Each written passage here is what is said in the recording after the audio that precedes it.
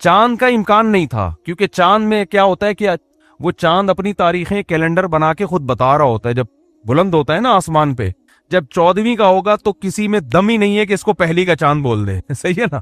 फिर जब गायब होगा तो यकीनन अगला महीना ही शुरू हो रहा है। इसमें कोई दुनिया की ताकत ये कर नहीं सकती थी कि अगला महीना शुरू नहीं हो रहा, तो इसमें घपले का इम्कान था ही नहीं। इसलिए इस्लाम ने असल रखा चांद के साल को और दूसरे नंबर पे रखा शमसी साल को, कि सूरज का साल है वो दूसरे। लेकिन इस्लाम की जो बेसिक इबादतें होंगी किस पे होंगी, वो चांद पे चलेंगे।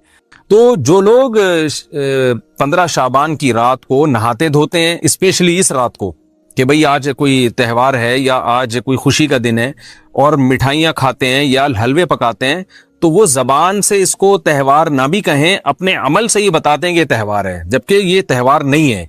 इस्लाम में कोई इसकी एक ज़ईफ रिवायत भी नहीं है कि आप सल्लल्लाहु अलैहि वसल्लम ने, मेरे इल्म में नहीं है, कम अज़ कम हो सकता है कोई मौजू मनगढ़ंत रिवायत मौजूद हो जिसमें कोई कहीं भी नहीं है कि आप सल्लल्लाहु अलैहि वसल्लम ने इस रात को हमें नहाने का हुक्म दिया हो, या अच्छे कपड़े पहनने का हुक्म दिया हो, या खाने पीने का या हलवे खिलाने का, हमें हलवे मांडे का हमें हुक्म दिया हो। तो अल्लाह का वास्ता ये बिदअत है, इसको ख़त्म करें अपने माशरे से। और इस्लाम में त्यौहार का टाइम दिन में होता है। ईद उल फितर, ईद उल अज़हा है जिसमें हम दिन में कुर्बानी करते हैं और खाते हैं, पीते हैं, नहाते हैं, धोते हैं। रातों के ये काम नहीं है, रात को आप सोएं या इबादत करें। तो एक चीज तो ये थी जो मैं बताना चाह रहा था। दूसरी चीज, इस रात को कब्रिस्तान जाना। देखिए, इस बारे में हदीस पेश की जाती है, मशहूर हदीस है, लोग सुनते रहते हैं कि नबी सल्लल्लाहु अलैहि वसल्लम रात को उठे और अम्मी आयशा रजी अल्लाह ताला अन्हा भी आपके पीछे चली गईं, और आप सल्लल्लाहु अलैहि वसल्लम जन्नतुल बकी में मग़फ़िरत की दुआ मांग के तशरीफ़ ले आए वापस। तो ये हदीस इंतहाई दर्जे की ज़ईफ़ हदीस है, और एक तो ज़ईफ़ हदीस है, दूसरी बात ये कि अगर हम थोड़ी देर के लिए फ़र्ज़ कर लें ये सही हदीस है और हम कहते हैं कि भाई नबी सल्लल्लाहु अलैहि वसल्लम ने ये अमल किया है, तो सहाबा में से किसी से ज़ईफ़ हदीस से भी साबित नहीं है कि कोई इस रात कब्रिस्तान गए हों। हज़रत अबू बकर के बारे में कोई रिवायत नहीं मिलती कि इस रात कब्रिस्तान गए हों, हज़रत उमर के बारे में कोई रिवायत नहीं मिलती, ये किसी एक सहाबी के बारे में नहीं। तो आप मुझे बताएं कि ये कैसी सुन्नत है कि जो सहाबा की समझ में नहीं आई और हमारी समझ में आ गई है। तो मुशरिकीन मक्का ये कहा करते थे, लौ कान खैरन मा सबक़ूना इलैहि, कुरान मजीद की आयत है कि अगर ये इस्लाम में कोई खैर होती तो ये सहाबा हमसे पहल ना करते। ये सहाबा ने हमसे पहल किया है, इसका मतलब है ये इस्लाम खैर का काम नहीं है। तो मुशरिकीन को सहाबा से चूंकि नफरत थी, इसलिए कहते थे कि ये चूंकि इस्लाम को फॉलो कर रहे हैं तो ये इसकी अलामत है कि इस्लाम खैर नहीं है, क्योंकि खैर में तो हम सहाबा से आगे होते हैं। अपने बारे में उनका ये इस खुशफहमी में मुब्तला थे वो। लेकिन हमारी राय क्या है, हम ये कहते हैं कि लौ कान खैरन लसबक़ूना इलैहि, वो कहते थे ला सबक़ूना, हम कहते हैं लसबक़ूना, कि अगर कोई भी खैर का काम है तो सहाबा हमसे जरूर इसमें पहल करेंगे। ये हो नहीं सकता कि खैर का काम वो हम करें और सहाबा ने ना किया हो। तो इसी तरह मैं ये अर्ज करता हूं कि देखें, अगर कब्रिस्तान जाना इस रात में सुन्नत अमल होता तो सहाबा यकीनन जाया करते। कोई एक सहाबी तो गया हो, ये कैसी बात है जो सहाबा की समझ में नहीं आई और हमारी समझ में आ रही और हम कब्रिस्तान जा रहे हैं इस रात को। चलें अगला स्टेप थोड़ी देर के लिए फर्ज कर लेते हैं कि नबी सल्लल्लाहु अलैहि वसल्लम जो एक रात कब्रिस्तान गए, फर्ज कर लें वो हदीस भी सही है, ये भी फर्ज कर लें कि सहाबा अगरचे नहीं गए मगर हम सहाबा से भी ज्यादा आगे निकलने की कोशिश करते हैं और सहाबा को समझ में नहीं आया, हमें समझ में आ गया। तो चलें फर्ज कर लें थोड़ी देर के लिए कि इस रात को जाना हम सुन्नत मान लेते हैं, आपके दलाइल हम मान लेते हैं और सहाबा की समझ में नहीं आए लेकिन हमारी समझ में ज्यादा आ रहा है, हम फर्ज कर लेते हैं, मान लेते हैं कि इस रात कब्रिस्तान जाना सुन्नत है। तो आप मुझे बताएं, नबी ने जो अमल जिस तरह से किया हो उस तरह से सुन्नत होगा, या आप अपनी तरफ से, जिसको हम पश्तो में कहते हैं अख्पल तरीके से करना सुन्नत है? नबी ने फजर की 2 रकतें पढ़ी हैं और हर रकत में 2 सजदे किए हैं। आप अगर फजर की 3 रकतें पढ़ेंगे तो क्या नमाज हो जाएगी आपकी? अब आप दलील में ये कहें कि नबी ने फजर की नमाज पढ़ी है तो मुझ पर भी लाजिम है, तो भाई नबी ने पढ़ी है तो जैसे नबी के पढ़ने से आप पर पढ़ना लाजिम हो गया, तो जिस तरह से पढ़ी है उसी तरह पढ़ना लाजिम होगा, अख्पल तरीके से पढ़ना लाजिम नहीं होगा। तो इसी तरह याद रखें, फर्ज कर लें कि नबी कब्रिस्तान गए हैं और ये कब्रिस्तान जाना सुन्नत है, तो नबी किस तरह गए हैं और कितनी दफा गए हैं? नबी रात को चुपके से उठ के गए हैं, कोई किसी को आपने जमा नहीं किया, किसी को बताया तक नहीं, जो इस हदीस से पता चल रहा है हमें, अगरचे ये ज़ईफ़ हदीस है लेकिन फर्ज कर लें ये सही है। तो कहीं पता भी नहीं चल रहा, चुपके से कब्रिस्तान गए और चुपके से वापस आए और पूरी जिंदगी में एक दफा गए, जबकि हमारे यहां हर साल कब्रिस्तान में लोग जा रहे हैं। जब भी शब बारात आती है लोग कब्रिस्तान जाते हैं हर साल। नबी एक दफा गए और आप हर साल जा रहे हैं। नंबर 2, जाते जत्थों की शक्ल में, नबी तो चुपके से गए हैं, तो आप रात को 2-2:30 बजे जरा चुपके से उठें और تنہائی میں جب قبرستان میں وحشت ہو اور اندھیرا ہو اور وہاں قبرستان جائیں، اتنا دم ہے آپ میں، تو ہم کہیں گے بھئی آپ نے نبی کی سنت کو زندہ کیا ہے. لیکن آپ تو جتھوں کی شکل میں جا رہے ہیں، نہا دھو کے جا رہے ہیں، خوشبو لگا کے جا رہے ہیں، تیار ہو کے جا رہے ہیں، اور جو کچھ وہاں خرافات ہو رہی ہیں قبرستان میں وہ تو ساری دنیا کو معلوم ہے. میلے ٹھیلے لگے ہوئے ہیں وہاں پہ، گولے گنڈے بک رہے ہیں، برگر بک رہے ہیں، گول گپے بک رہے ہیں وہاں پہ، اور پھول الگ بک رہے ہیں، ہار پھول قبروں پہ چڑھانے کے لیے. کیا بدماشی ہے یہ! کیا منہ دکھائیں گے رسول اللہ صلی اللہ علیہ وسلم کو قیامت کے دن؟ آپ کے سامنے کیا وہ حدیث نہیں ہے کہ نبی صلی اللہ علیہ وسلم نے فرمایا کہ روایت میں آتا ہے کہ کچھ لوگ قرب میدان حشر میں آئیں گے تو ان کے چہرے ایسے ہوں گے جیسے میری امت کے چہرے ہوتے ہیں، میری امت کی شکل ہوتی ہے. حدیث کا مفہوم میں بیان کر رہا ہوں. تو جب وہ حوض کوثر کا پانی پینے کے لیے میرے پاس آئیں گے تو فرشتے ان کو بھگائیں گے، سحقن سحقن.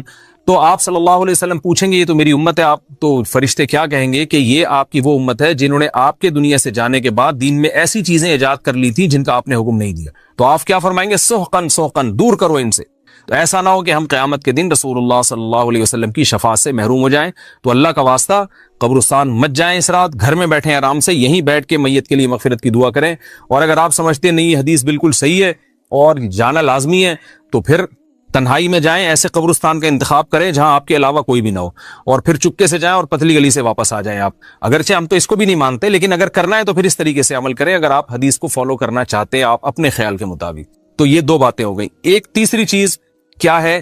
کیا قرآن اس رات میں نازل ہوا ہے اور تقدیر کے فیصلے اس رات میں ہوتے ہیں؟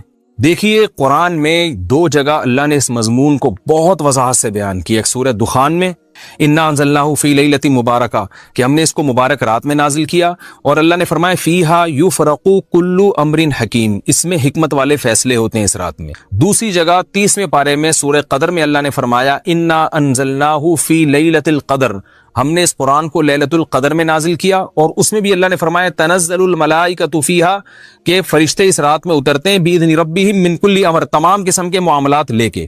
تو یہاں بھی اللہ بتا رہے ہیں کہ جو 1 سال کے فیصلے جس رات میں ہوتے ہیں اور فرشتوں کے حوالے کیے جاتے ہیں وہ رات اور قرآن کے نازل ہونے والی رات ایک ہی ہے، یہ الگ الگ راتیں نہیں ہیں. اور سورہ قدر میں اللہ نے فرما دیا واضح لفظوں میں کہ وہ لیلۃ القدر کی رات ہے.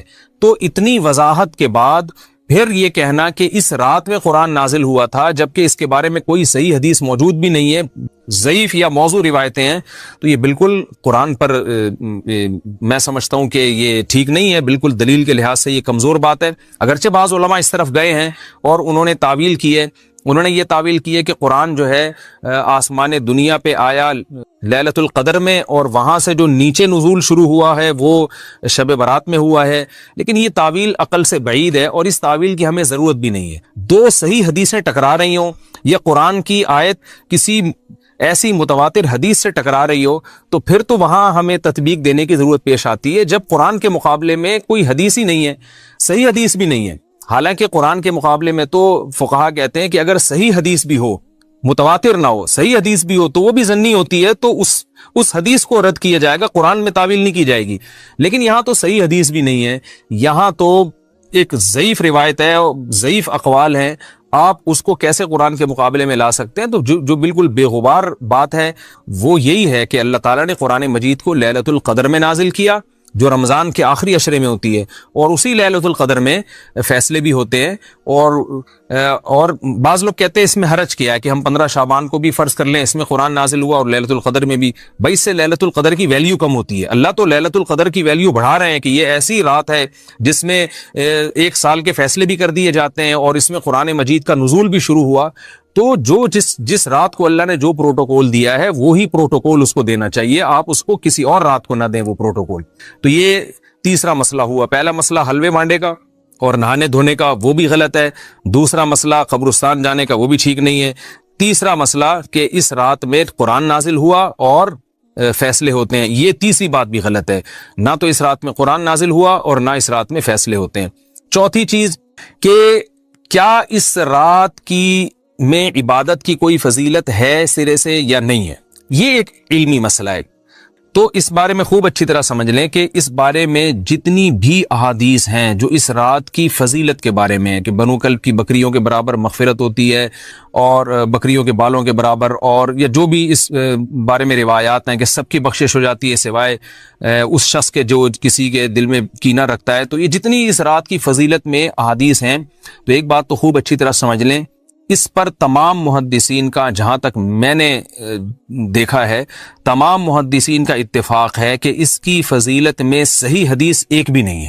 اس رات کی فضیلت میں ایک بھی صحیح حدیث موجود نہیں ہے، لیکن ضعیف روایتیں اتنی کثرت سے ہیں کہ ایک الگ محدثین کا اصول ہے کہ جب ضعیف روایتیں کی سندیں زیادہ ہو جائیں تو وہ حسن بن جاتی ہے، یعنی قابل قبول ہو جاتی ہے وہ، کیونکہ بہت ساری کمزور چیزیں مل کے اس میں کچھ قوت پیدا کر دیتی ہیں۔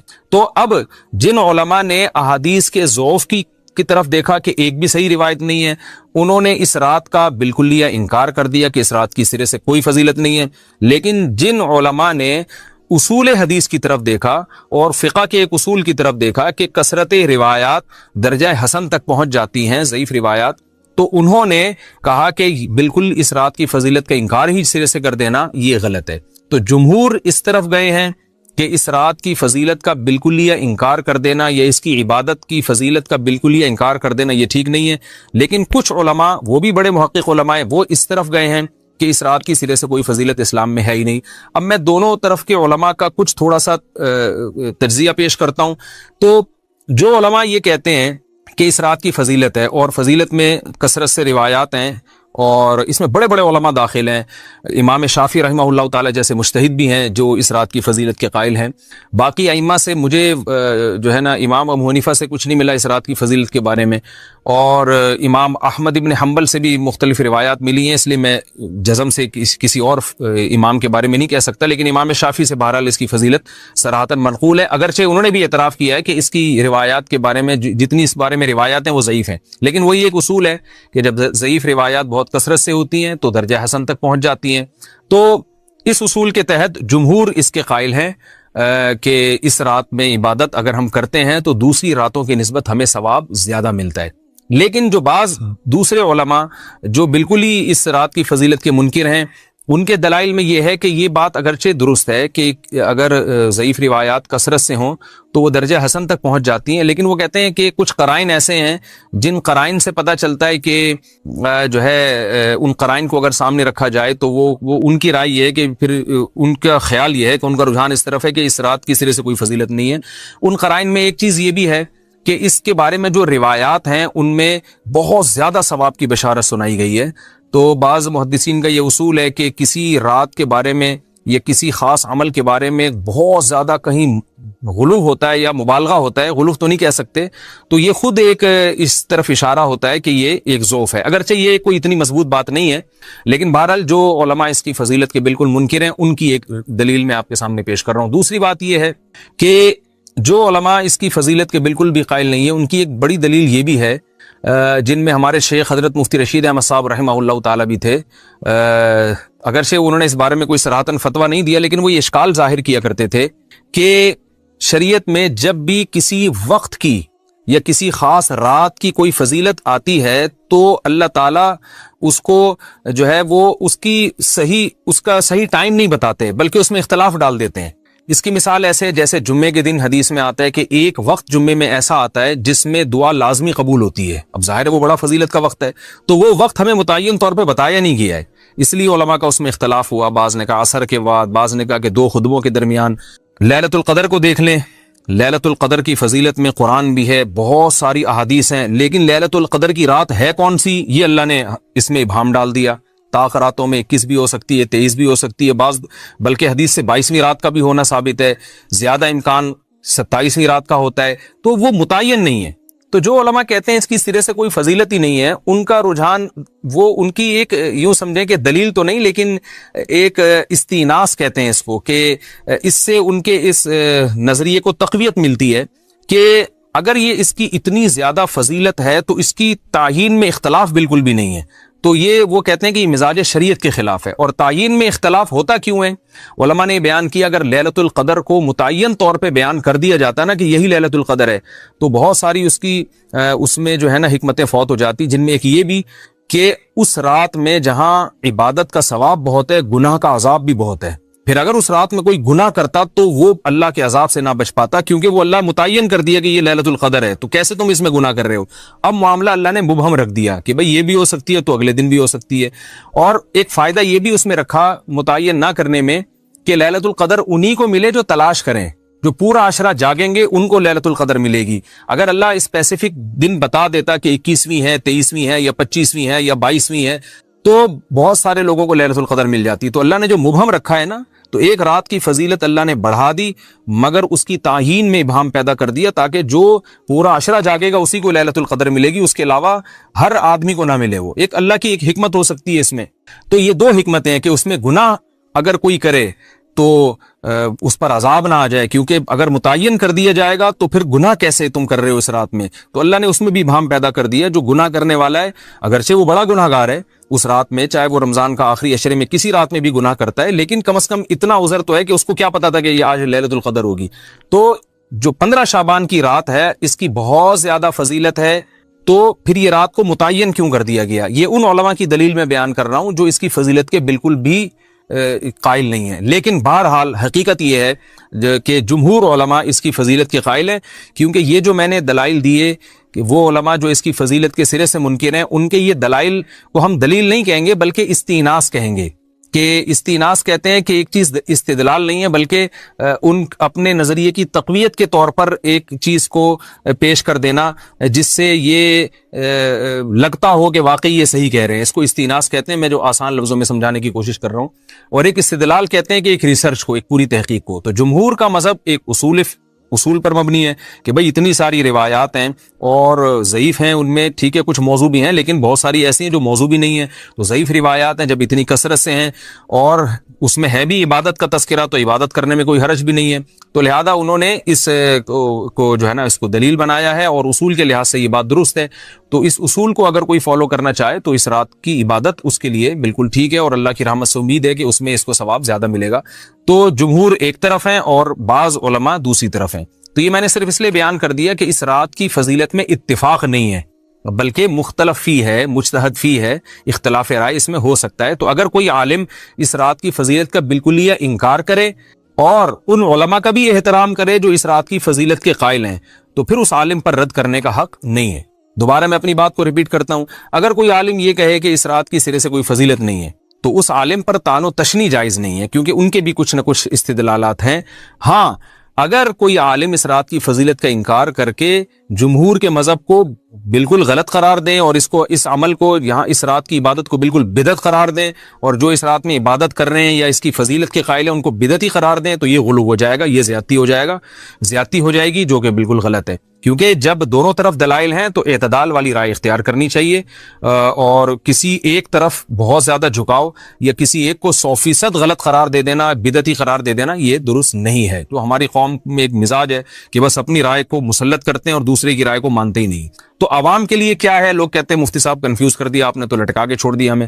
بھائی میں کنفیوز نہیں کر رہا، عوام جمہور کے مذہب کو فالو کرے گی. جمہور میں بڑے بڑے علماء ہیں، وہ اس کی فضیلت کے قائل ہیں اور وہ اس کے قائل ہیں کہ اس رات میں عبادت کرنی چاہیے، تو آپ جمہور کے مذہب کو فالو کر سکتے ہیں. تو اب یہ بات تو ہو گئی جمہور کا مذہب، میں نے آپ کو بتایا کہ وہ اس رات میں فضیلت کے قائل ہیں کہ اس رات میں عبادت کرنی چاہیے. لیکن کیسے کرنی چاہیے اس پر تمام علماء کا اتفاق ہے کہ مسجد میں جتھے بنا کے جانا یا اجتماعی عبادت کرنا یہ بالکل بدعت ہے، بالکل ناجائز ہے. اسی طرح کوئی مخصوص قسم کی نماز پڑھنا کہ پہلی رکعت میں یہ والی صورت تو دوسری میں یہ والی صورت تو تیسری میں یہ والی صورت، یہ بالکل بدعت ہے. صلاۃ التسبیح کی جماعتیں بدعت ہیں. تو ایک ہی راستہ ہے آپ کے پاس، آپ عبادت کرنا چاہتے ہیں تو انفرادی طور پر ایسے عبادت کریں جیسے عام دنوں میں آپ عبادت کرتے ہیں، یہ ویسے ہی نماز پڑھیں جیسے عام دنوں میں نماز پڑھتے ہیں. کوئی مخصوص صورتیں، مخصوص رکعتیں نہیں ہیں. جتنی اللہ توفیق دے تنہائی میں آپ 2 رکعتیں، تہجد کی 4 رکعتیں، 6 رکعتیں، 8 رکعتیں، 16 رکعتیں، جتنی اللہ توفیق دے آپ رات کو کھڑے ہو کر انفرادی نماز پڑھیں. دعائیں مانگیں اللہ تعالیٰ سے، قرآن کی تلاوت کریں، تسبیحات کریں. جتھے نہ بنائیں مسجد میں، چراغاں نہ کریں، بتیاں نہ لگائیں، قبرستانوں پہ رش نہ کریں. یہ سب ناجائز اور سب حرام ہے. ایک چھوٹا سا واقعہ میں بتاتا ہوں، اس میں کرامت کا اتنا عنصر نہیں ہے، تو چونکہ اس میں کی لاجک بھی ہے تو اس لیے وہ بتا دیتا ہوں. مجھے یاد ہے میں ایک دفعہ جا رہا تھا تو ہم بچے تھے نا، ہماری عادت تھی ٹیکنیکل قسم کے کچھ الٹے سیدھے کام کرنے کی, کوئی یونیک قسم کا مارکیٹ میں کام لے کر آئے. تو تندور سے گھر والوں نے روٹیاں لینے کے لیے بھیجا, تو میں روٹیاں لے کے آ رہا ہوں, تو میرے ساتھ میرے کزن بھی. ہم نے کہا اوپر دیکھ کے چلتے ہیں آسمان پہ. بچے تھے نا, نئی نئی شرارتوں کا شوق ہوتا ہے.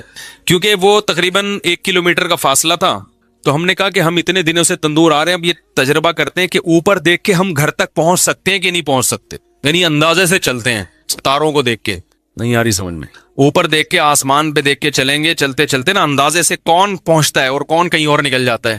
اب کیسی بے وقوفی بھائی, کچھ اللہ. لیکن بچوں تو بچے ہوتے ہیں.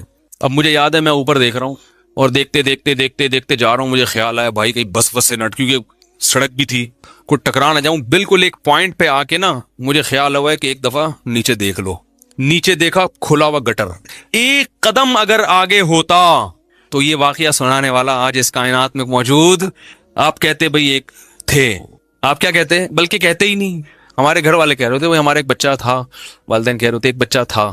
تو اور مرا کیوں, وجہ موت کسی کی سمجھ میں, جتنے بھی محققین بیٹھتے وہ لکھتے کہ بچہ اللہ نہ کرے کیوں مرا, کسی کی سمجھ میں نہیں آتا, کیونکہ اس اسٹائل میں تو کوئی بھی نہیں مرا ہوگا بھائی صاحب. تو پھر مجھے اندازہ ہوا کہ بھائی ایسا تجربہ آئندہ. لیکن دیکھو اتنا لمبا فاصلہ میں نے طے کیا, بالکل جب اس کے کنارے پہ پہنچا ہوں اور اگلا قدم گٹر میں, تو یہ عین ممکن ہے کوئی اللہ کی طرف سے کوئی مخلوق ہو جس نے گردن کو نیچے, کیونکہ موت کا وقت نہیں آیا نا, اللہ نے کہا نیچے دیکھ لو ابھی, ٹھیک ہے نا. یہ واقعہ تم نے سنانا بھی ہے. یہ بھی ممکن ہے کوئی اتفاقی واقعہ ہوا ہو, بس اللہ نے بچایا تو اللہ نے دل میں ڈال دیا. تو ایسے کام بعض دفعہ اللہ فرشتوں سے بھی لیتا ہے, وہ آ کے گردن موڑ دیتے ہیں آپ کی, ٹھیک ہے نا. دل میں خیالات بھی ڈالتے ہیں فرشتے, دل میں خیالات بھی ڈال دیتے ہیں. جیسے جنات دل میں خیالات ڈالتے ہیں, وساوس, ایسے ہی فرشتے بھی دل میں خیالات ڈالتے ہیں. دوست ہوتے ہیں انسان کے, جنات جیسے دشمن ہے تو فرشتے کیا ہیں, دوست ہیں, وہ اچھے خیالات ڈالتے ہیں. تو بعض دفعہ وہ خیال ڈال دیتے ہیں, اللہ تعالیٰ اس کے دل میں ڈال دیتے ہیں, اس کو بولو نیچے دیکھو, بس بہت ہو گیا مذاق, نیچے دیکھو. نیچے دیکھا تو گٹر ہے. تو اتنا اللہ کا شکر ہے. ہم نے کہا بھائی آئندہ اس قسم کا مذاق نہیں ہوگا, دوڑ لگا لیں گے کون پہلے پہنچتا ہے, ٹھیک ہے نا. اوپر دیکھ کے نہیں چلنا. تو قرآن میں ہے نا کہ تتنزل علیہم الملائکۃ الا تخافوا ولا تحزنوا وابشروا بالجنۃ التي کنتم توعدون.